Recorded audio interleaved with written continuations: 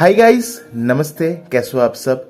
मेरा नाम है मानव राय, आप देख रहे हैं हिंदीटेक वीडियो। और आज हम इस वीडियो के अंदर बात करने वाले हैं Xiaomi.EU 21.3.25 के बारे में। रिसेंटली दोस्तों 25 मार्च के अंदर दोस्तों Xiaomi.EU की तरफ से एक नया बिल्ड और नया अपडेट देखने को मिला है, जो कि मोस्टली जितने भी डिवाइसेस है रेडमी और Xiaomi को उसके अंदर देखने को मिल गया है।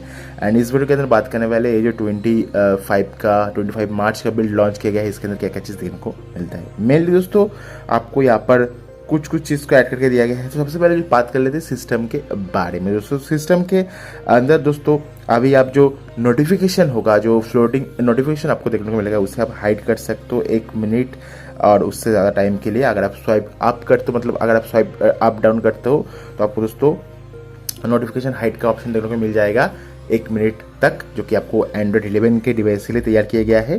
ठीक है, मतलब अगर आपके पास एंड्रॉयड 11 वाला miui 12.5 वाला डिवाइस है, तो उसके अंदर आप 1 मिनट के लिए जो नोटिफिकेशन है उसे हाइड कर पाओगे।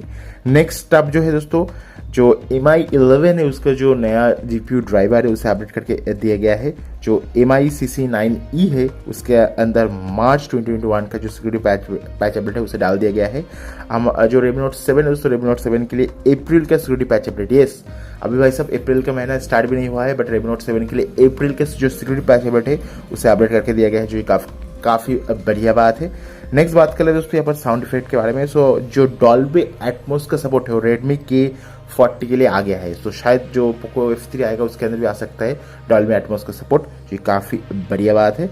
एंड कुछ शेयर डायलॉग के अंदर चाइनीज टाइटल दिखा रहा था स्कैनर एप्लीकेशन के अंदर, जो कि यहाँ पर इस बिल्ड के दौरान फिक्स करके दिया गया है। And that's pretty much it. इससे अलावा आपको ये जो 25 मार्च का बिल्ड देखने को मिला है, इसके अलावा इसके अंदर कुछ भी नहीं है। बेसिकली अगर आपके पास एंड्रॉयड 10 वाला डिवाइस है तो आपके लिए तो भाई सब सिर्फ ठेंगा है, इसके अलावा तो कुछ भी नहीं है। मेनली फोकस जो है भाई सब फ्लैगशिप वाली डिवाइस के लिए है। MI 11 हो जाए, K40 हो जाए, इस तरह की डिवाइस के लिए ये जो अपडेट है ये ज़्यादा काम का है, क्योंकि Dolby Atmos का सपोर्ट आया है, GPU ड्राइवर अपडेट कर पा रहे हो, ये सब है।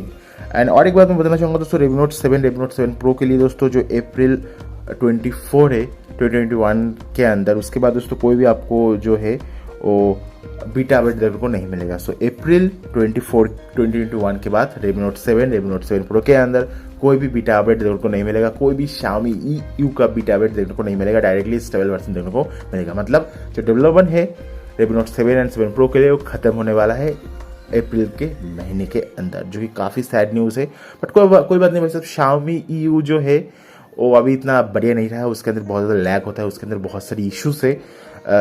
एंड स्पेशली अगर आपके पास 3 GB 4 GB का फ़ोन है, उसके अंदर अगर आप MIUI को डालोगे तो आपको जो फ़ोन है बहुत ज़्यादा हैंग होगा, बहुत ज़्यादा लैग होगा। उससे तो बहुत लाख गुण बेहतर है आप एक कस्टम रोम को डालिए, ASP रोम को डालिए, आपको बहुत ही अच्छी परफॉर्मेंस देने को मिलेगा।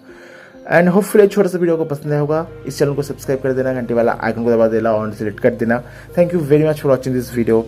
Have a nice day, bye bye. And like जरूर से करना, वीडियो को लाइक करना मत भूलना। बाय।